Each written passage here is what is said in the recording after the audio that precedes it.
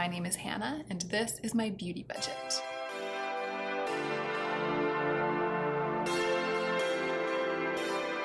Hey y'all, so yet another Sephora sale is nigh, and I decided to film another Sephora sale support video or a sale survival video.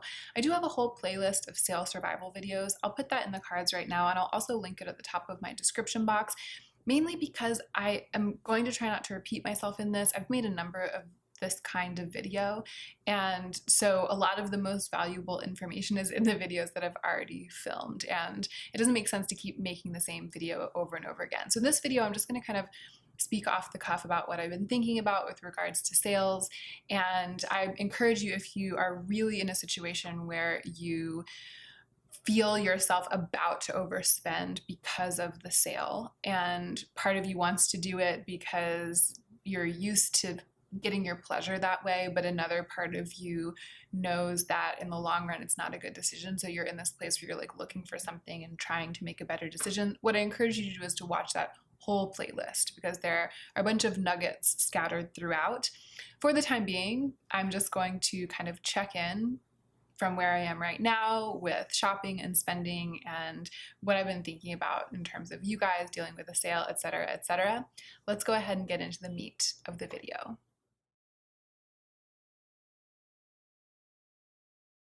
So now that my relationship with shopping has changed so dramatically, and I feel like sometimes, I don't know if this is true, I feel like sometimes I lose touch with talking about that enough on my channel, especially as I start to create more and more content, and some of the content is just kind of run-of-the-mill reviews and tutorials and stuff like that and doesn't necessarily touch on shopping. I feel like sometimes I forget to articulate how completely transformed I am in terms of my relationship with shopping now compared to how I was before my no-buy year. And I actually am planning to touch on it a little bit more concretely in some upcoming videos, so there will be some more touchstones for that coming soon on my channel. One of the things that I do frequently that I don't talk about is that when something happens like a sale or a new release, I do this a lot of times with new releases from brands that I have an interest in, I'll think about what I would have done before my no-buy year, and I'll just kind of watch it unfold through the lens of history. Like, I'll watch the way I would have behaved and compare that to the way that I'm behaving now, and maybe more importantly, the way that I feel now, and kind of use that not only to measure how far I've come, but to keep a firm grip on where I am now and to keep moving forward instead of kind of sliding back into old behaviors. So as the Sephora sale was announced, I immediately started thinking about what I would have done before my no-buy year, before I was on YouTube, like before you guys knew me, before I even got to the point where I was willing to admit that I needed to take drastic measures to change my relationship with shopping, what I would have done, or maybe what we can say is if I had never done any of that stuff, what I would be doing now in 2019 for this end of summer Sephora sale. And here's what I would be doing based on what I've done in the past, or what I did, before my no-buy year. I would have been going along like this. This is what I would have looked like. I would have been going along in my life, overspending on beauty. So I would have not been able to save money this year at all. I would be in credit card debt. I would feel bad all the time because of that. It would be undermining my quality of life constantly. Even when good things happened, I would always feel rotten inside because I knew that I had no control over spending on beautiful things and that I had spent myself into debt. And I would be trying to bail myself out, but never quite getting there. So that would be the premise of my life and my relationship with spending. So I would be constantly trying to resist buying a bunch of luxury makeup. And I would have given in from time to time, but I'd say probably recently I would have been like holding back. So I would have been like, I can't buy anything else right now. I've really got to do something. I'm in debt. I can't buy this stuff. I have too much already. But I would have been wanting to.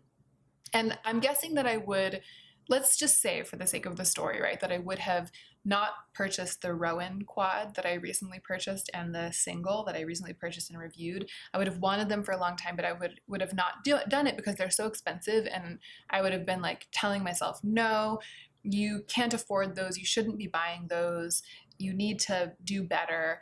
As opposed to now, in my life now, wherein I have a very clearly defined budget and I have money set aside and I've made an executive decision about how to spend that. And so I decided, after much consideration, to spend $70 of it on those 2 pieces from Rowan. And I don't feel bad about it at all, because that's what that money was there for. And so I was able to get them free and clear, out of my own powers, totally in control. I think that in the alternate universe of no buy year, I wouldn't have bought them, because I would have been just like trying to double down on this like wiggling, crazy, completely out of control debt monster of myself. So that's where we would be. And I would probably have other things. I'd probably be really interested in, I don't know, like the Natasha Denona coral palette. That's a great one. That would have come up and I would have been like, I really want that, but I shouldn't buy it. It's $50, but it's only $50 and it's like I would have been going back and forth. And let's say that I would have had like a mild interest in, I'm just throwing this out there, but the Kevyn Aucoin foundation balm, I think it's on my mind because I recently received it in PR. But let's say that I had a mild interest in that because I'm really into Kevyn Aucoin, and the formula is supposed to be, you know, very, very lightweight and skin-like, and those are buzzwords that ring my bell. And then I would probably have had like a Charlotte Tilbury lipstick or 2. These are things I'm really interested in, by the way. I'm not pulling it from nowhere. A Charlotte Tilbury lipstick or 2, and I don't know, what else has been sort of in my Sephora wish list? This Kaja Bento trio of eyeshadows, etc. So those are like 5 or 6 things that I would have been wanting for a long time. Maybe I would have purchased 1 or 2 in a moment of weakness, depending on when my most recent shopping spree at Sephora had happened. But most of them would be like in my cart or in my sort of fantasy cart at Sephora.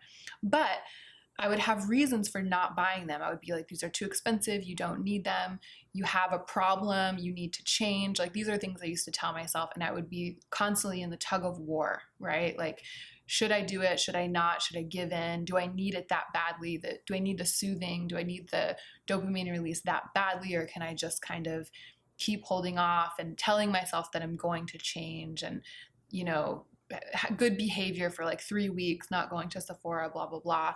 And then, but knowing, kind of all that time knowing that I would eventually give in and buy some of them, right?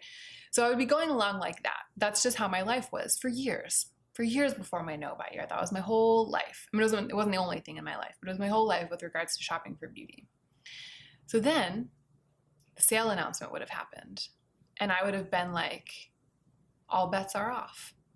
Budgeting, trying to recover from my shopping compulsion, the fact that I don't usually buy foundation, the fact that I already have coral eyeshadows and I don't need that coral palette, all of that stuff, all of my reasons, all of my reasoning and all of my reasons for continuing to try to not spend would just go out the window, because that's what I was accustomed to doing during sale season. And by sale season, I mean any moment, any span of a week during which Sephora decided to have a sale. So it's sale season, but I'm saying it's like a thing that Sephora chooses. They're like, surprise, sale season is this week. And so I would shift into a different spender, a different shopper, a different spender, a different Hannah. It was like alternative universe Hannah. That was sale shopper Hannah. And sale shopper Hannah had a whole other set of constraints, a whole other set of rules that were totally different. And looking back now, I can say they were totally different for no good reason, because I would still spend a lot of money. I would always end up spending way more money than I would have spent that month if there hadn't been a sale, because sale shopper Hannah, she had even less control and less wisdom about her than regular pre-no buy Hannah. This is basically what I wanted to talk about in this video. I wanted to talk about the way that the sale announcement and the fact that there's a sale can trigger us to just jettison all of our usual ways of keeping ourselves in check, even if we're just keeping ourselves mildly in check. Like, no matter where you are in your relationship with shopping, and no matter what you feel like you need to still do, no matter what's ahead of you and what's behind you in terms of shopping, we're all kind of going along at some kind of normal. Like, there's sort of a baseline of what we do and we don't do in terms of spending, whether that's budgeting or other kinds of constraints like never buying a foundation if you don't have the chance to test it in store, or not buying a, cool toned lipstick because you know that even though you love them on other people, you don't love them on yourself, or not buying a setting spray because you already have 10 setting sprays, or not buying luxury skincare because you know that you're at a place in your life and in your career when luxury skincare doesn't make sense for you financially. So we all have these sort of things that they're walls that we like butt up against when we're thinking about how we want to spend our money and what we want to acquire, and then we don't go past those walls. And in my experience, when the sale was announced, all those walls would come down and I would just go raging through Sephora, buying stuff that I had sort of wanted, but under ordinary circumstances wouldn't have been buying. And I never stopped to think that a savings of 20% doesn't justify that, doesn't explain that away. A savings of 20% doesn't affect any of the factors that define our usual choices with regards to shopping at Sephora, even the ones that are financial. 20% off of an expensive thing still leaves it with a high price tag. And 20% off of an inexpensive thing leaves it with almost exactly the same price tag. So 20% off of something that only costs $10, you're still pretty much spending almost $10 whole.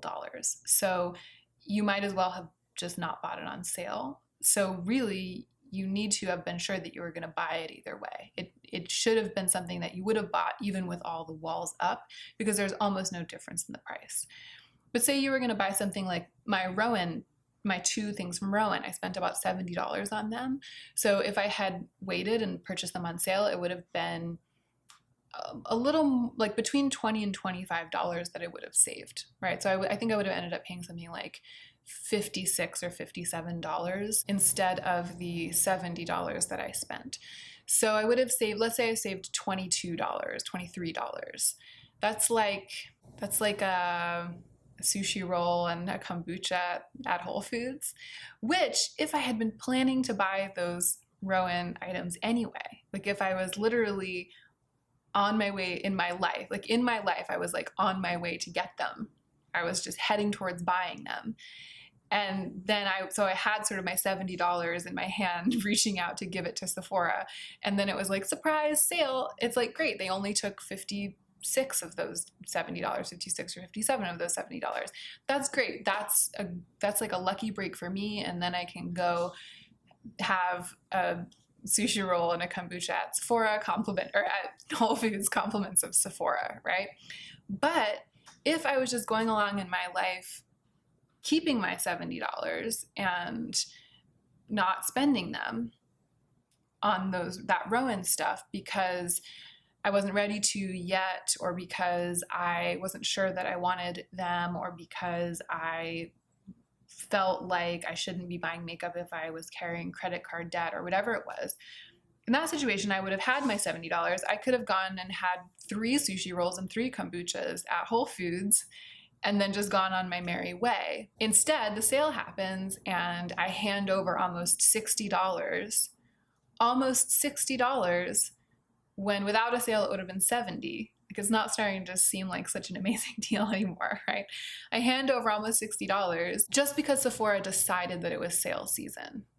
And then all my walls went down, my definition of myself changed, my understanding of the life in which I move just changed for that 1 week. And I was just like, oh yeah, this is a smart choice, when previous to the announcement of the sale, I had known that it wasn't. What I'm trying to say is, I don't think that it's inherently a bad thing to get something on sale if you're planning to buy it.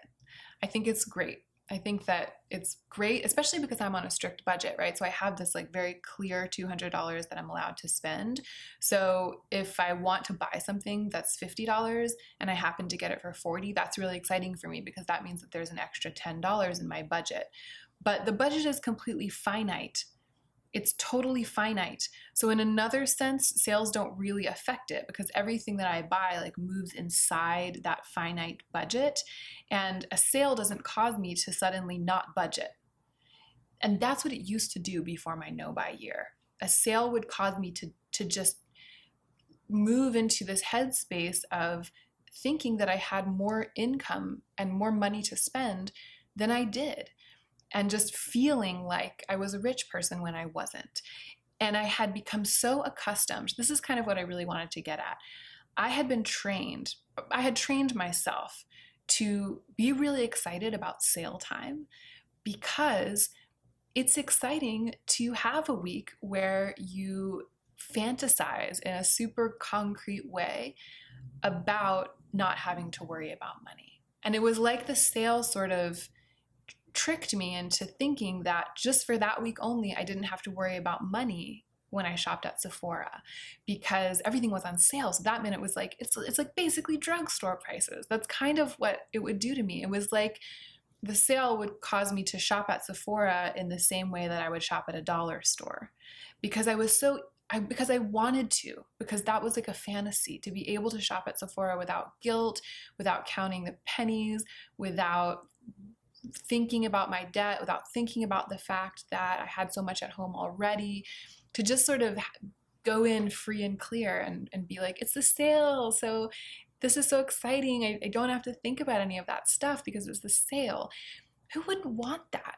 Like, which debt-sodden, overspending, luxury-obsessed, delusional Hannah from the past wouldn't want that? Of course I wanted that. I wanted there to be 1 or 2 weeks scattered throughout the year when suddenly it was a free-for-all at Sephora because that's so dreamy. So it was really easy for the sale to get me into that mode because I wanted to be in that mode and because I had been trained to be in that mode, because year after year after year, when there was a big sale at Sephora, I would go into sale mode. And maybe it goes without saying, but once I started watching YouTube, the frenzy surrounding the sales on YouTube contributed to the mindset of it being like a free-for-all, the mindset of sale season being like totally outside of the normal financial constraints of my life. Because a lot of the videos that I watched on YouTube talked like that, like made it seem like it's time to spend, like the sale's here, it's time to spend, it's now or never, you know, you might as well because it's on sale, like all the stuff I've talked about in my past videos. All of that would contribute to and fuel my excitement about my week of fantasizing of wealth, of my week of like internalizing a wealth fantasy and acting on it. Gosh, I should have made notes for this video because now I feel like I've just talked and I don't know if I've made myself clear. Maybe you guys can kind of help rephrase some of this in the comments or phrase it with your own words or kind of through your own eyes if any of this is making sense to you. It's something I've been thinking about a lot. I've been thinking a lot about the kind of all bets are off promise, the permission of the sale. It's like the Sephora sale gives you permission to spend in a way that you usually don't. And we get really, really focused on the amount we're saving, and that causes us to look away from the amount we're spending, which is often an amount that we would never feel comfortable spending. We're tricked into thinking that we're saving by spending, but really you're just spending. And it also causes us to look away from all the stuff we're cramming into our carts and from the way in which we're like cramming stuff into our lives to try to make us feel better. That's like the whole gig. I mean, that's the whole game. That's everything that I was dealing with before and during my no buy year. So as the sale has become more and more imminent, I've just been thinking about it more and more, and I wanted to sit down and kind of like try to express it to you. Lastly, I will tell you what I am buying at the sale, which is nothing. I do want some things at Sephora, but I don't want to spend my budget on them right now. And the fact that they're going to be 20% off this week doesn't make me more willing to spend my budget on them right now. I just don't want to spend my budget on them right now. One thing in particular is that the Kaja bento box, the trio of eyeshadows in the color Rose Water. I swatched them like 10 times in store, not 10, that's exaggerating, maybe 3 times, and loved them and almost bought them every time. I think it's something like $21. It's not a very expensive product. I was really wanting to buy it a few months back, and then since then, it's stayed on my wish list, but the desire has kind of waned and my interest has turned elsewhere. There are a couple of other things that I'm thinking about buying in September, so I'm trying to save my budget up for that. And that Kaja bento box was just off my radar. It's not my priority right now. I just don't want to spend my budget on it right now. I would rather save the whatever between what it is on sale and what it is not on sale, whether it's like the $18 to $21 or whatever it would be somewhere in that realm. Whatever the exact number is, I would rather save that. And I really don't want to let the sale push me into buying it, even though I think it probably is something that I'll eventually buy in my life in the future. I'm kind of pretty sure of that. It's something I really want to try, and I bet I will buy it at some point in the future, but not right now. It was not even something I was considering doing right now. I just placed a Sephora order for those 2 Rowan products, and I didn't throw it in the bag. That was like a week ago. I didn't throw it in the bag because I just don't want to buy it right now. I don't feel like spending $20 of my budget on it. So I'm not going to do it. I'm not going to do that now when I wasn't going to, just to save like the $2 or whatever it is. That to me seems like it would be so foolish. So again, there are things on my wish list at Sephora. There are things that I think I may eventually purchase from Sephora, but I'm not going to buy any of them during the sale because I just don't care about the sale. It's like sale season isn't a thing for me anymore. And it's actually more important for me to keep those walls up and to keep reminding myself of myself and to experience the empowerment of acting like the sale's not on, even though it is. That's more important than saving a couple bucks on a couple of makeup products that I may or may not buy somewhere down the line. I hope that is helpful to you guys. I feel like this was a bit of a mess, this video, but it also kind of reminds me of some of my old sale videos, me just kind of blabbering off the cuff about my feelings about shopping and my thoughts. I'll find out when I edit if it's like even slightly more comprehensive than I feel right now, as though it was. I hope that it is. Thank you so much for watching, and I hope this was helpful. Did I just say that? Gosh, I'm a mess. It's time for me to go. Let's hear what you have to say in the comments down below. Good luck this week. I will that you have the strength to, I like wish upon you the strength to either buy nothing or only buy things that you know without a shadow of a doubt that you would have bought anyway this month without the sale. And I sort of wish upon you the clarity to see through that excitement of sale season, because it's hard to let it go. It's such an indulgent pleasure to be able to switch into that mindset, but it's so damaging. At least for me, it was so damaging in the long term, and I'm glad that that's behind me. Okay, we're done. Thank you for watching. And don't forget to take extra good care of yourself this week. Extra good care of yourself. That might mean not buying anything at the sale. And it might mean buying something at the sale. You know. Just make sure that whatever it is, it's genuinely the thing that is defined by the phrase taking extra good care of yourself in both the short and the long term, so that you can be the most effective version of yourself as you do your work in the world.